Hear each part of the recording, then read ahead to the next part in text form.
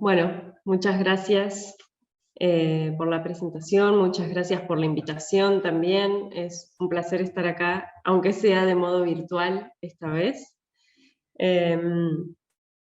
Y voy a compartir algunas reflexiones acerca de unas fotografías de la argentinita, de Encarnación López Julves, que se tomó en 1923, danzando vestida de gaucho, ¿no? El símbolo, podríamos decir, de la argentinidad. Y estas imágenes posteriormente formaron parte en 1926 de un almanaque ilustrado por Almada Negreiros. La idea es pensar rápidamente qué es lo que proponen estas imágenes como intersección entre las nociones de identidad nacional e identidad de género. Y ahí también, bueno, agradezco las exposiciones previas que me han dado para seguir pensando al respecto de esta temática. Sintéticamente, parto de la idea de que tanto las identidades culturales, identidades nacionales, son construcciones, ¿no? Son construcciones imaginadas que plantean una relación dialéctica entre lo uno y lo diverso, ¿no? Y bueno, siguiendo a autores como Stuart Hall, podemos decir que la identidad se construye por medio de la diferencia, ya que solo puede hacerlo a través de la relación con el otro. Es decir, que necesita de aquello que queda fuera. Y se articula principalmente en el plano discursivo, ¿no? Se constituye de este modo la identidad dentro de la representación y no por fuera de ella. Y es en este sentido que me parece interesante poder atender a las complejidades que envuelven las representaciones, entendiendo también, ¿no?, que estas siempre son una convención, pero una convención que construye una totalidad inasible, la identidad, y además posee una función operativa, la de ejercer cierto poder. La argentinita, al igual que su antecesora, la argentina, ya desde su nombre artístico aluden a su lugar de nacimiento y proponen una dualidad identitaria respecto a aquello que podemos llamar como nacional. Una identidad móvil que evidencia su carácter de representación. Al vestirse de gaucho, esta personificación de la nación argentina, y realizar movimientos de zapateo masculino, esta fractura en su identidad se amplía e incluye el género. De este modo, el travestismo escénico rompe binarismos y representaciones de género y de nación, proponiendo lecturas más complejas.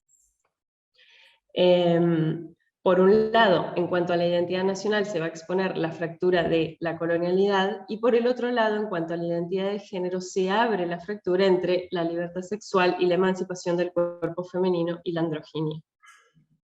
También el género lo entiendo como una construcción, ¿no?, en el sentido de una construcción cultural, y más allá de que no voy a teorizar acerca de la noción de género, sí me parece importante entenderla de este modo, no como, por supuesto, una cuestión biológica, sino como una construcción cultural, ¿no? Entonces, en este sentido estamos hablando de dos modos de construcción, de construcciones culturales, que sería la identidad nacional y la de género, y ambas son mutables y se constituyen dentro de la representación, ¿no? En este punto la danza, a la vez, al escenificar estas construcciones culturales, las va a potenciar y a la vez también difundir, podríamos pensar, ya que aportan la dimensión de lo corporal y también su valor emotivo, ¿no? Y a la vez la idea de que lo estamos viendo representado, ¿no? No podemos eludir la idea de que es una ficción, ¿no? No podemos eludirnos de que se trata de una puesta en escena, es decir, que es un producto construido para representar dicha identidad. Como dije previamente, la argentinita ya desde su seudónimo construye una identidad móvil que le va a permitir incluso durante la Guerra Civil Española referenciarse en su nacionalidad argentina para evitar posibles identificaciones con el exilio español, y esta construcción se va a ver reforzada al vestir y bailar como un gaucho, encarnando los procesos de transculturación y representando la identidad nacional, que además se produce en un contexto de efervescencia del criollismo en la Argentina. Para 1923, Encarnación López había viajado ya a Buenos Aires en 2 oportunidades.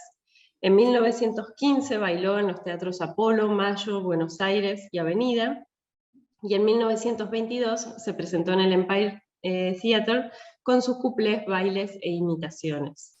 La argentinita había estado en Buenos Aires entonces en pleno momento de auge del criollismo, especialmente de lo que el historiador Ezequiel Adamowski llama criollismo popular, como un género masivo y popular expresado en la cultura de masas.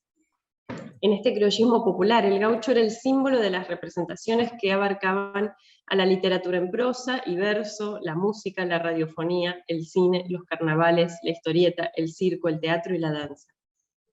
A principios del siglo XX, el éxito del criollismo popular era rotundo. El mismo era potenciado por las representaciones del circo criollo, como el Juan Moreira, e incluso del cine. Recordemos que el primer largometraje argentino de gran éxito fue el estreno en 1915 de Nobleza Gaucha, película que también se exhibió por toda América Latina, Francia y España. Del mismo modo, por ejemplo, la compañía de Andrés Chazarreta se presentaba asiduamente en Buenos Aires desde 1921 con gran popularidad. En estos espectáculos se rescataba y ponía en escena el folclore argentino, marcando el inicio de un movimiento folclórico de proyecciones comerciales. La argentinita no pudo haber estado al margen de este movimiento que acontecía en el ámbito artístico del que ella misma formaba parte.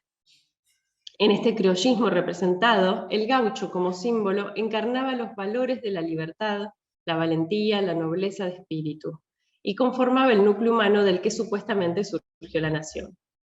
Así, el vestirse de gaucho, por ejemplo, para los cantantes de tango y milongas, de fines del siglo XIX y principios del XX, refería a la autenticidad. En las fotografías que son objeto de esta presentación, la argentinita viste un atuendo que remite al llamado gaucho colonial, es decir, previo a 1816. Aquel de las pinturas romanticistas, pero que seguía vigente a principios del siglo XX por medio de las diferentes representaciones populares. Porta un sombrero pequeño o chambergo, una camisa bordada que hace juego con su chiripá, en el cuello el obligatorio pañuelo para protegerse de las inclemencias del clima, un calzoncillo cribado, una faja con rastra, son esos enchapados que tiene en la cintura, botas con espuelas y en la mano un rebenque. Ya la vestimenta gaucha en sí misma evidencia los procesos de transculturación de la colonia, en el sentido que lo plantearon al concepto de transculturación tanto Fernando Ortiz como Ángel Rama, lo entendemos como un proceso transitivo de una cultura a otra que no consiste solamente en adquirir una cultura precedente, sino implica una pérdida o desarraigo de una cultura precedente, lo que podría pensarse como una parcial deculturación, y además significa la consiguiente creación de nuevos fenómenos culturales que pudieran denominarse como neoculturación. En la vestimenta gaucha hay huellas de los españoles, los árabes y los indígenas sudamericanos. El gaucho actúa en sí mismo como una personificación de un sujeto fracturado producto de una modernidad fracturada. Y acá me refiero a un concepto de Eduardo Brunner, en el que propone la idea de una modernidad que no es una totalidad, que no es homogénea como se supone, y por lo tanto su sujeto tampoco. Y con esto no se refiere tampoco Brunner a un no sujeto en el sentido posmoderno, sino que es lo que él llama un tercer sujeto o sujeto fallado, en el sentido de la falla geológica, pero también la idea de lo maltrecho, lo mal hecho. Un sujeto que no es entero, ¿no? No es completo como suponía un modernismo dominante. Sin embargo, y no exento también de disputas y debates con el tiempo, el gaucho, que podríamos pensar que es el emblema de este sujeto fallado, se convirtió también en el emblema de la identidad nacional argentina. El criollismo popular, en este sentido, ayudó a procesar no solo la transculturación colonial, sino las posteriores grandes corrientes migratorias, especialmente del cambio de siglo, en oposición a las lógicas del nacionalismo que era expulsivo. Al identificarse con el gaucho, cualquiera podía reclamarse parte del pueblo argentino.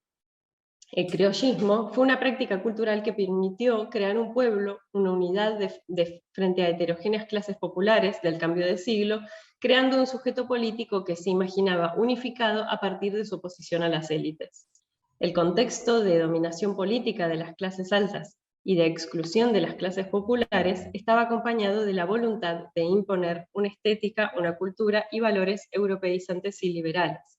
Frente a esto, y cito a Adamowski, dice, la estrategia representacional que fue el criollismo, identificarse con el héroe matrero, disfrazarse de Moreira, imitar el habla del gaucho, simular su autenticidad rústica, actuar sus insumisiones, su coraje brutal y su reclamo de justicia, tenía una dimensión antagónica evidente.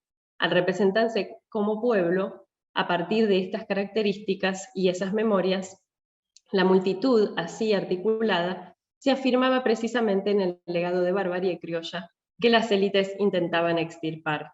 Que las personas que participaran de ella tuvieran o no un vínculo directo o real con el pasado criollo era lo de menos. El sujeto popular que podía imaginarse como un nosotros a través del emblema gaucho se reclamaba así auténticamente local. Fin de cita. Además, cabe señalar la identificación transnacional que había ganado el gaucho en relación a la identidad argentina a partir del enorme éxito que alcanzó en Europa y Estados Unidos la novela del español Vicente Blasco Ibáñez, Los Cuatro Jinetes del Apocalipsis, publicada en 1916, y su posterior adaptación cinematográfica hollywoodense en 1921. Esta última fue protagonizada por el afamado Rudolph Valentino, cuyas escenas como gaucho argentino sensual de virilidad bravucona, vestido de gaucho y bailando tango, causaron gran impresión y contribuyeron a crear un estereotipo perdurable. Tango, gaucho y actitud compadrita serían desde ese momento atributos esenciales de la argentinidad a los ojos extranjeros. Por lo tanto, ya sea que la idea de bailar vestida de gaucho refiera al criollismo popular local y su voluntad de crear una nación inclusiva, o al transnacional que proyectó un estereotipo, la argentinita personificaba, actuaba, se disfrazaba, bailaba, en una performance de su identidad en la que se representaba a la vez que construía su ser. Podríamos decir que crea un personaje al estilo drag, de aquel gaucho que encarna la argentinidad. Ahora bien, una mujer vestida de gaucho y realizando movimientos históricamente identificados con el rol masculino en las danzas folclóricas abre otras fracturas de identidad. Tal como señala Idoia Murga Castro, en España fue la argentinita junto a Mercé quienes durante los años 20 modificaron el rol de las mujeres en el arte, introduciendo una imagen de mujer moderna, independiente y profesional. Y volvamos a las fotografías, y ya voy terminando. En ellas, la argentinita emula los gestos corporales aquellos de los hombres, ¿no? En la primera observamos su zapateo, disociando el torso de piernas, en total torsión de la cadera, pero manteniéndola firme, en bloque, sin ondulaciones o movimientos pélvicos. Y a la vez, sin mirar a cámara, sin alusión cosificante o boyerista sobre su persona, con los ojos hacia el suelo, en mirada desafiante a un oponente imaginario. Y en la segunda se encuentra mirando a cámara, pero de un modo satisfecho, como una especie de pose final de zapateo, con una mano sosteniendo el rebenque, pero listo para ser usado, y la otra en la cintura, direccionando su codo hacia adelante, hundiendo sutilmente el pecho, los pies separados, con el peso levemente en el de atrás. De modo opuesto, el posterior dibujo de Negreiros, que reproduce esta última fotografía, de algún modo feminiza su corporalidad, incluyendo un movimiento de cadera inclinado hacia un lado, pronunciando el pasaje de peso a la pierna trasera e inclinando el torso, y dándole una flexión a la muñeca que sostiene el rebenque, la cual a su vez pierde de este modo el posible tono amenazante. En el almanaque su figura adquiere de este modo rasgos de mayor androginia. Las fotografías de Argentinita también nos recuerdan a la actriz y cantante de tango Azucena Maizani, que debutó el mismo año, 1923, cantando vestida de gaucho, por lo que se ganó el apodo de la ñata gaucha. Cabe aclarar que Maizani además retoma esta tradición de vestirse de hombre para cantar tangos de Pepita Avellaneda y otras cantantes de la época,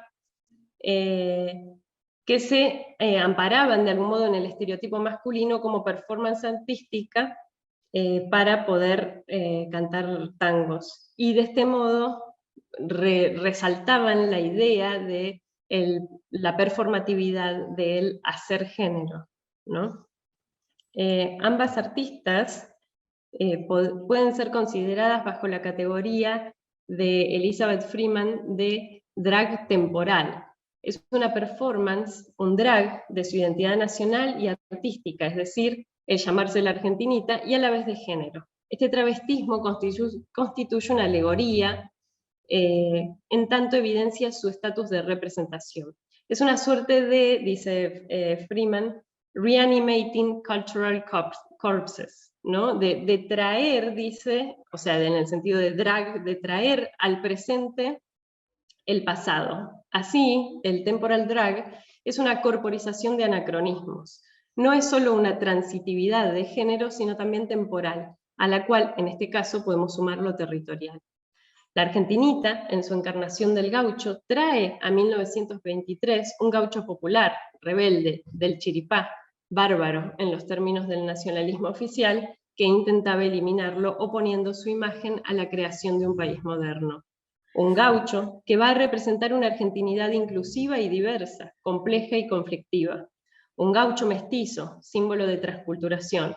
Un gaucho representante de la masculinidad misógina y homofóbica, pero a la vez con tensiones homoeróticas en los relatos de sus amistades, y que bajo su disfraz habita la transgresión femenina, una fractura de identidades de nación y de género. Gracias.